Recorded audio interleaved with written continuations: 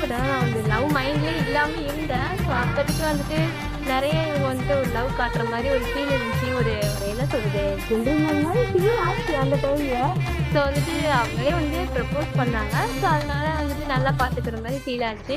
So நம்மளா போகக்கூடாது, தானாக வந்தாவது கொஞ்சம் நல்லா பார்த்துப்பாங்கன்னு ஒரு ஃபீல். அதனால நான் எவ்வளோ ப்ராப்ளம்ஸ் வந்தாலும் எவ்வளோ வந்துட்டு கஷ்டம் வந்தாலும் நான் இப்போ இருக்கிற மாதிரியே எப்போவுமே உன் கூட துணையாக லைஃப் லாங் உன் கூட கை பிடிச்சதே நான் வந்துட்டு ட்ராவல் ஆவேன்.